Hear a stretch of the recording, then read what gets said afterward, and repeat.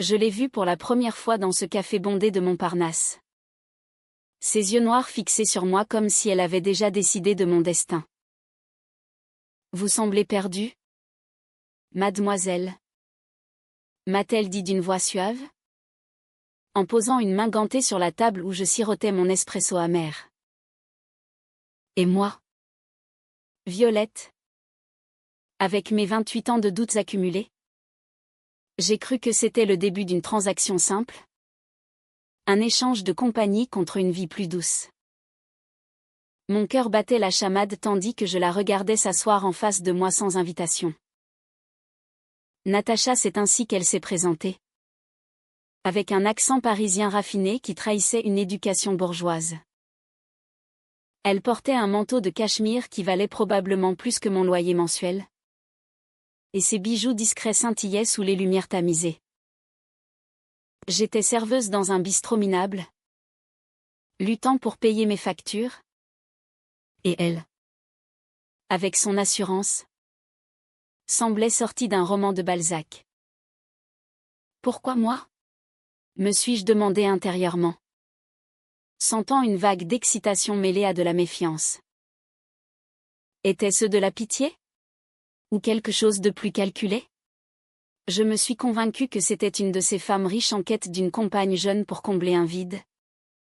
Une « sugar baby », comme on dit dans les cercles que je fréquentais en secret. Mon âme, épuisée par les rejets familiaux et les amours avortés, aspirait à un peu de stabilité. Mais déjà, une petite voix intérieure me murmurait « Attention, Violette, rien n'est gratuit dans ce monde. » Nous avons parlé pendant des heures ce jour-là. Elle m'a raconté son enfance à Versailles, élevée par une mère stricte et un père absent, dirigeant d'une entreprise florissante. Moi, je lui ai confié mes origines modestes en Provence. Ma fuite vers Paris pour échapper à un père homophobe qui ne supportait pas mes choix déviants. Natacha écoutait avec une intensité qui me déstabilisait, ses questions sondaient mes failles comme un scalpel. Qu'est-ce qui vous fait vibrer, Violette ? M'a-t-elle demandé. Ses doigts effleurant les miens par accident ou pas. J'ai rougi, pensant à mes rêves d'artiste peintre étouffés par la réalité. En moi, un tourbillon d'émotions, l'espoir d'une aide financière, la peur d'être exploitée, et une attirance naissante que je refusais d'admettre. Était-ce son charisme ? Ou simplement l'aura de pouvoir qu'elle dégageait ? Ce soir-là, en rentrant chez moi dans mon studio exigu, je me suis couchée en repensant à ces mots, « Vous méritez mieux que cela ». Mais qu'attendait-elle en retour ? Mon corps ? Mon temps ? Je n'imaginais pas encore que c'était bien plus profond. Les jours suivants, Natacha m'a inondé de messages. Des invitations à des expositions. Des dîners dans des restaurants étoilés. J'acceptais, me disant que c'était une opportunité. Elle payait tout. Bien sûr. Et je me sentais comme une princesse déchue remontant sur son trône. Mais intérieurement, le doute rongeait, est-ce de l'amour ? Ou une forme de contrôle ? Lors d'un soir pluvieux, au Louvre, devant la victoire de Samothrace, elle m'a pris la main. Vous êtes comme cette statue, Violette, belle, mais brisée par le temps. Laissez-moi vous réparer. Ces paroles m'ont transpercée. J'ai senti une chaleur monter en moi. Un mélange de gratitude et de terreur. Était-ce cela ? L'amour ? Ou une illusion dorée ? Je me suis laissé emporter. Ignorant les signes, ces appels tardifs pour vérifier où j'étais. Ces questions sur mes amis. Mon cœur, si souvent trahi, voulait croire en cette fairy-tale moderne. Pourtant, des fissures apparaissaient. Une amie. Sophie. M'a mise en garde, elle est connue dans les cercles lesbiens. Natacha. Elle collectionne les cœurs comme des trophées. J'ai ri. Mais au fond, une angoisse sourde grandissait. Natacha me offrait des cadeaux, une robe couture, un atelier pour peindre. En échange, elle exigeait ma présence exclusive. Je ne supporte pas de vous partager, murmurait-elle lors de nos promenades le long de la Seine. Et moi? Violette. Je me débattais intérieurement, suis-je en train de me vendre? Ou est-ce le début d'une vraie connexion? Chaque nuit, seule, je revivais nos moments, analysant chaque regard, chaque mot. L'attraction était indéniable, ses lèvres sur ma joue me faisaient frissonner. Mais était-ce de l'amour? Ou une dépendance naissante? Je me convainquais que c'était temporaire, que je pouvais partir quand je voulais. Quelle naïveté! Un jour, elle m'a emmené à son appartement haussmannien sur l'avenue Montaigne. Luxueux. Impersonnel. Comme elle. Là. Elle m'a avoué, j'ai tout perdu autrefois à cause d'une femme qui m'a brisé le cœur. Vous, Violette, vous êtes ma rédemption. Ses yeux brillaient de larmes contenues. J'ai fondu, l'embrassant pour la première fois. Ce baiser, doux et désespéré, a scellé quelque chose en moi. Mais déjà, l'ombre du doute, pourquoi me choisissait-elle? Moi, la provinciale sans le sou? Était-ce vraiment moi qu'elle voyait? Ou une projection de son passé? Mon esprit tourbillonnait, ne sois pas stupide. Violette. Profite. Pourtant, une voix persistante, elle veut plus que ton corps, elle veut ton âme. Les semaines passaient, et notre relation s'intensifiait. Natacha devenait possessive, vérifiant mes messages, critiquant mes amis. Ils ne te comprennent pas comme moi, disait-elle. J'oscillais entre euphorie et suffocation. Intérieurement, je me questionnais, suis-je amoureuse? Ou piégée dans une toile dorée? Un soir, après une dispute sur mon travail, elle m'a offert un chèque, quitte ce job misérable. Sois à moi. J'ai hésité. Le cœur serré. Était-ce de la générosité? Ou une chaîne? J'ai accepté, me convainquant que c'était pour mon art. Mais au fond, une peur grandissait, perdais-je mon identité? La dépendance s'installait insidieusement, comme un poison sucré dans mes veines. Natacha organisait ma vie, des cours de peinture avec des maîtres renommés, des voyages à Deauville pour nous ressourcer. Mais chaque cadeau venait avec une exigence tacite, ma loyauté absolue. Tu es mienne? Violette? Murmurait-elle dans l'obscurité de sa chambre. Ses bras m'enlaçant comme des liens invisibles. Et moi? Je me débattais intérieurement. Un tourbillon de gratitude et de révolte, est-ce cela? L'amour?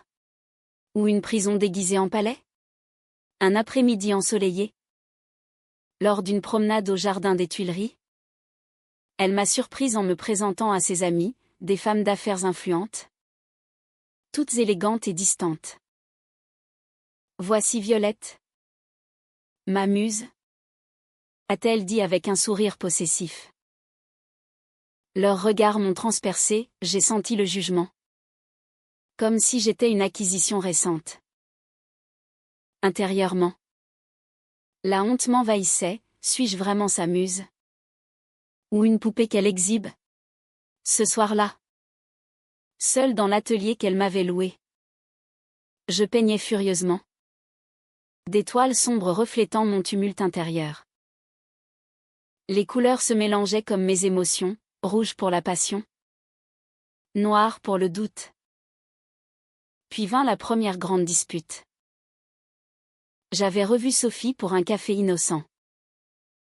Natacha l'a appris comment? Mystère. Tu me trahis déjà, a-t-elle hurlé? Ses yeux flamboyants de jalousie. J'ai nié. Le cœur battant, c'est une amie? Rien de plus. Mais elle a fouillé mon téléphone, révélant des messages anodins qu'elle interprétait comme des preuves. Tu es à moi. Violette. Personne d'autre ne t'aura. Ces mots m'ont glacé. Intérieurement. Un cri, fuir. Mais l'amour ou ce que je croyais être l'amour me retenait. Nous nous sommes réconciliés dans les larmes, elle me promettant de changer. Pourtant, une graine de méfiance avait germé. Natacha m'a alors révélé un PN de son passé, une ex-amante. Élise. Qui l'avait quittée pour une autre, emportant une partie de sa fortune dans un divorce amer. Elle m'a détruite. A-t-elle confessé? Vulnérable pour la première fois. J'ai compati. Mon cœur se serrant pour elle. Je ne suis pas Élise, ai-je murmuré, l'embrassant tendrement. Mais au fond, une question lancinante, suis-je sa revanche? Ou son véritable amour? Cette révélation a approfondi notre lien, mais aussi mes doutes. Je passais des nuits à analyser, pourquoi tant de contrôle? Était-ce de la peur? Ou une soif de domination? Les mois suivants, notre relation oscillait entre extase et tourment. Natacha m'emmena en Provence, chez mes racines, pour guérir mes blessures. Là, face à la maison familiale que j'avais fuie, elle confronta mon père par téléphone, laissez-la tranquille. Ou je m'occupe de vous. Son intervention m'a à la fois touchée et terrifiée. Tu me protèges? Ai-je pensé avec gratitude. Mais intérieurement, où tu m'isoles? De retour à Paris, je découvris qu'elle avait payé mes dettes étudiantes sans me consulter. Pour ton bien? Dit-elle. La colère montait, c'est ma vie. Natacha. Notre dispute éclata, violente en mots. Elle pleura, je t'aime tant que ça me fait mal. Et moi? Déchirée, m'aimes-tu? Ou veux-tu me posséder? Un secret émergea alors, comme un fantôme du passé. En fouillant, oui. J'avais cédé à la curiosité, je trouvais des lettres d'Élise, implorant le pardon. Natacha les gardait, les relisait. Pourquoi, me suis-je demandé? Le cœur brisé. Était-elle encore amoureuse d'elle? La confrontation fut explosive. C'est du passé, cria-t-elle. Mais ses yeux disaient autre chose.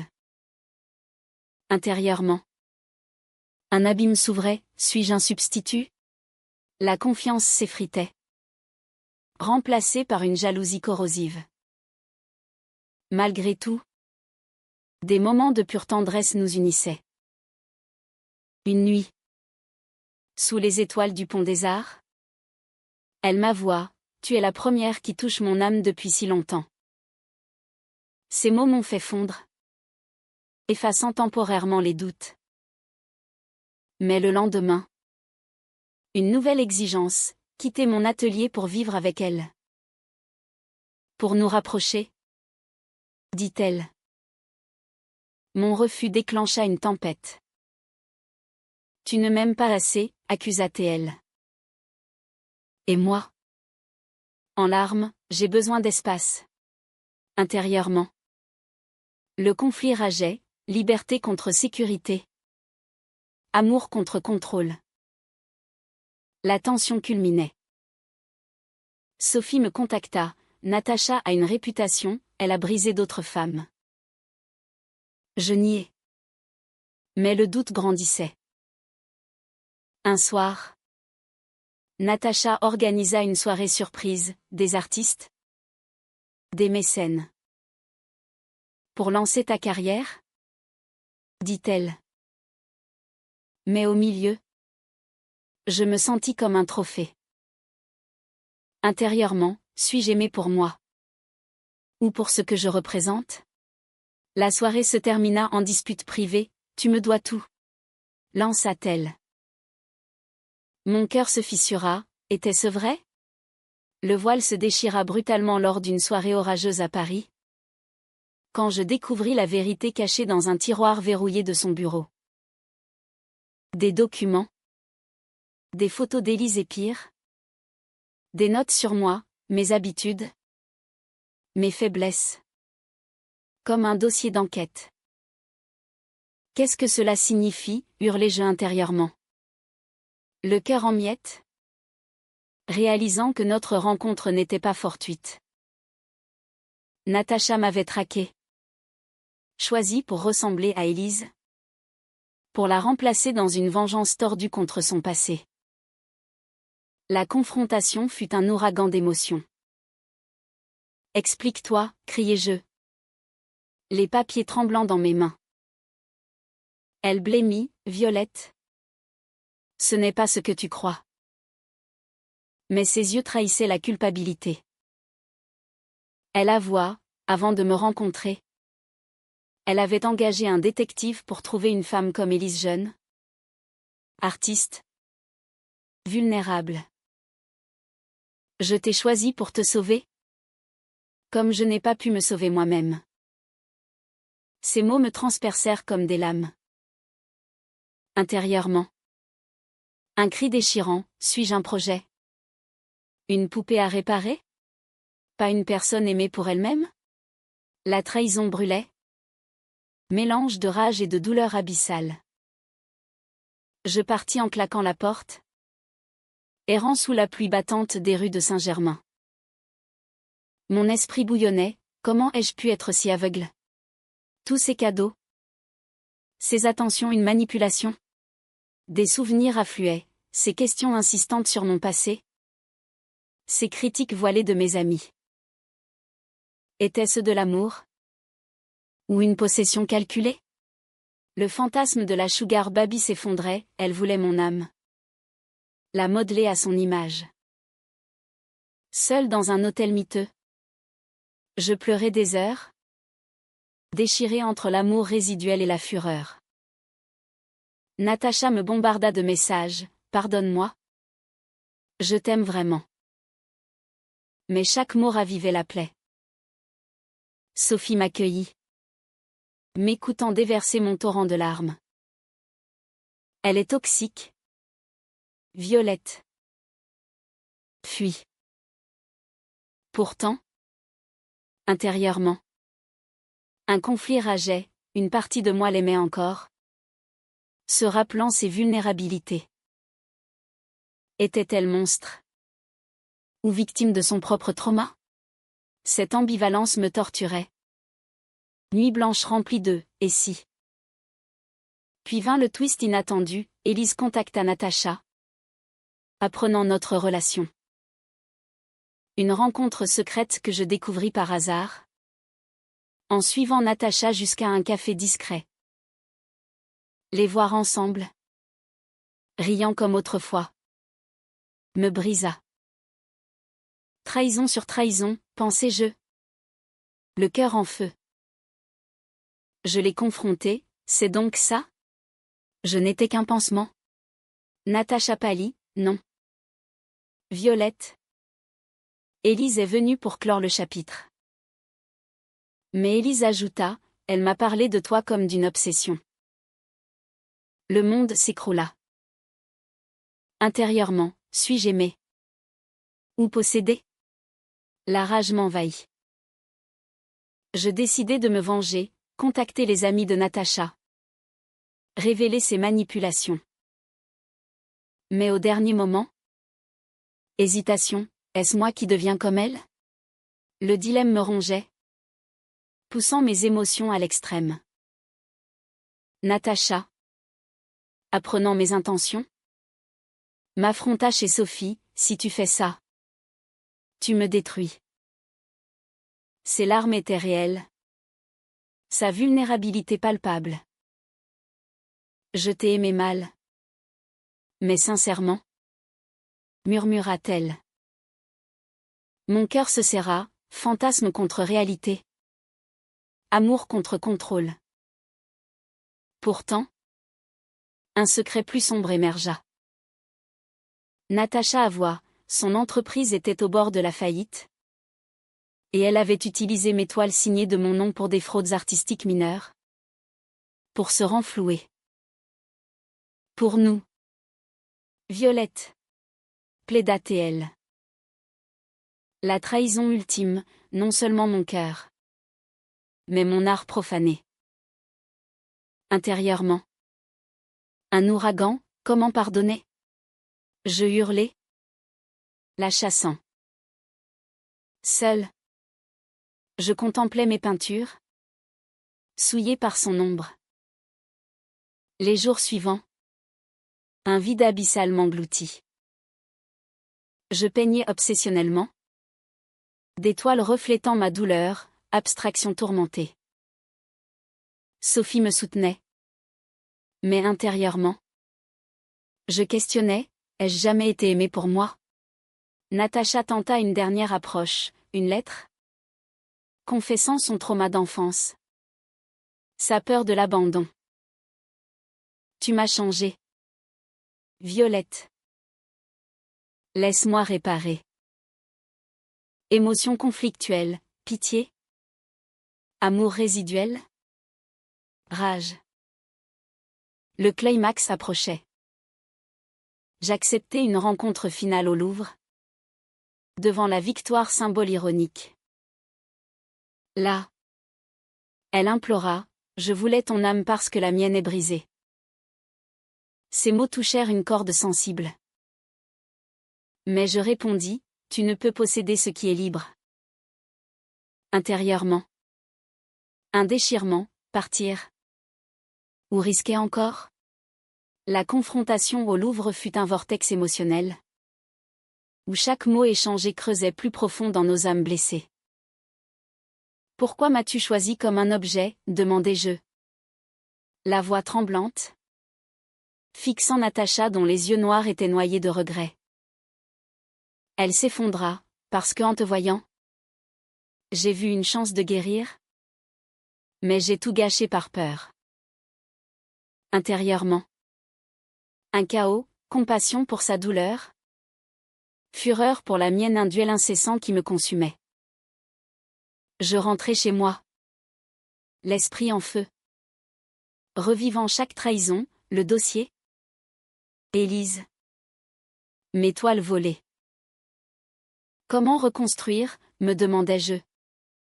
Nuit après nuit. Hantée par son fantôme. Sophie insistait, coupe les ponts. Violette. Elle te détruit.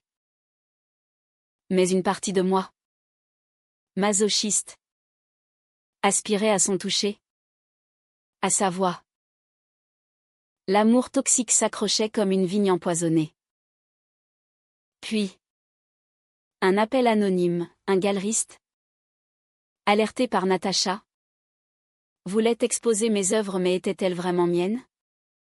Ou entachées? Le dilemme culmina, accepter l'exposition signifiait pardonner implicitement.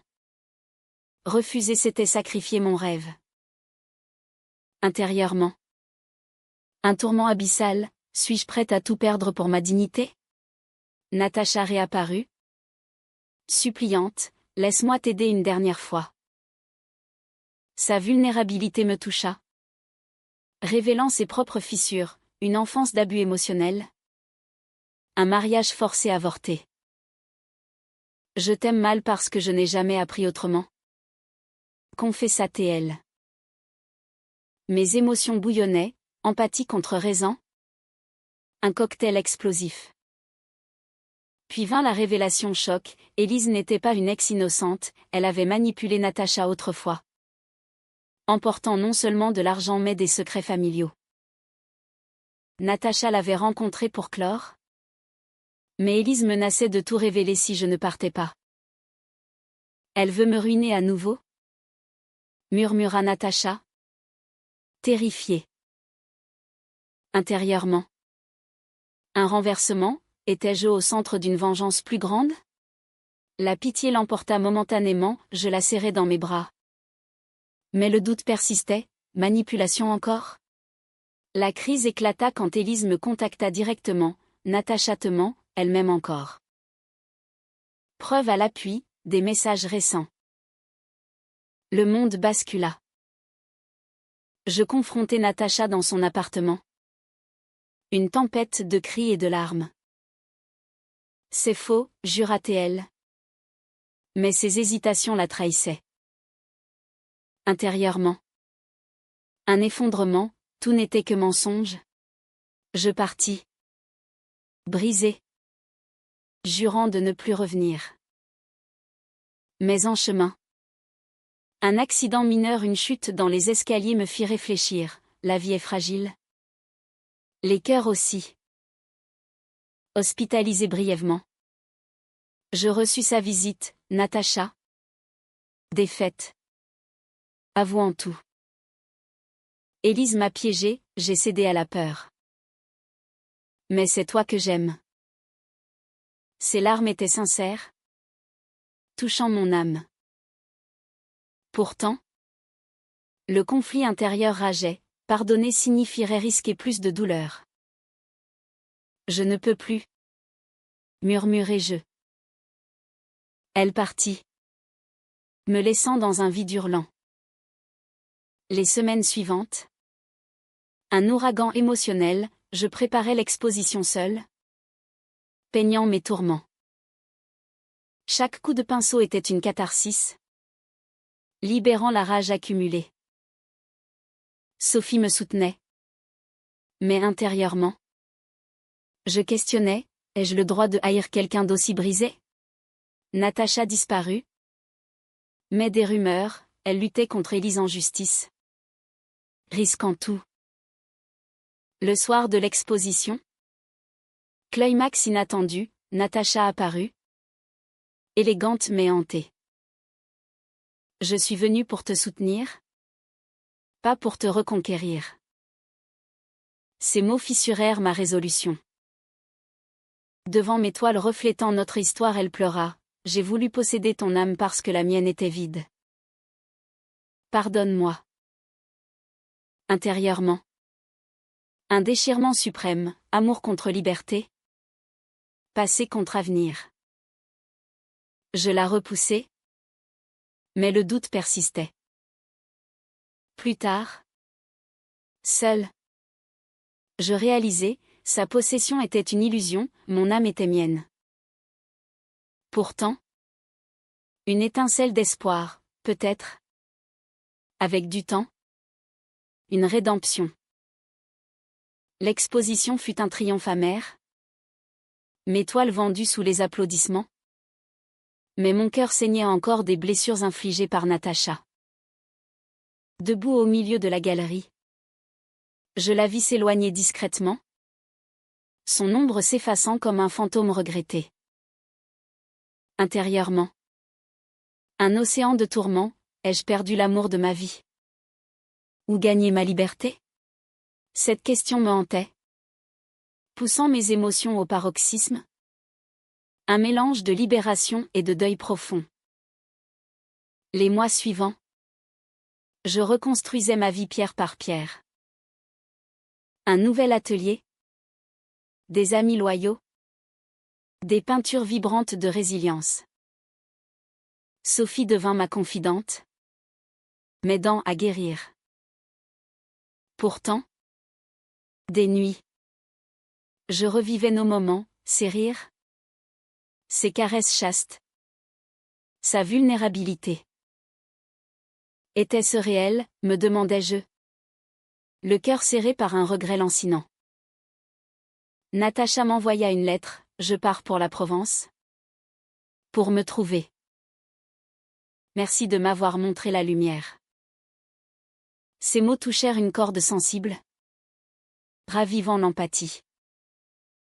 Puis, un twist final, Élise fut arrêtée pour chantage. Natacha témoignant contre elle. Les journaux en parlèrent, une victoire pour Natacha. Mais à quel prix? Intérieurement.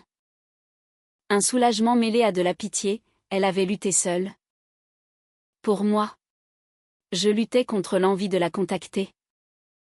Un conflit intérieur dévorant, mérite-t-elle une seconde chance? Un jour, le destin intervint. À une foire artistique en Provence, je la revis, amaigrie, mais sereine, vendant des vins de son nouveau domaine.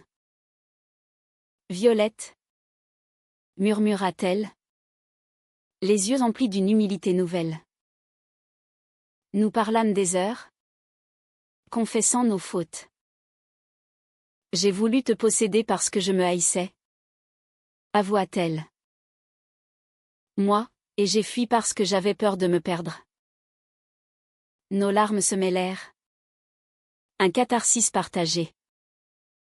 Intérieurement. Un éveil, l'amour vrai n'est pas possession, mais libération mutuelle. Nous décidâmes de recommencer lentement. Comme amis d'abord. Guérissant nos âmes blessées. Pas de promesse hâtive, mais une connexion profonde, forgée dans le feu des épreuves. Des années plus tard, ensemble mais indépendantes, nous marchions le long de la Seine. Natacha. Changée. Respectait mon espace, moi. J'avais appris à aimer sans peur. Notre histoire, riche en leçons, devint un témoignage de résilience.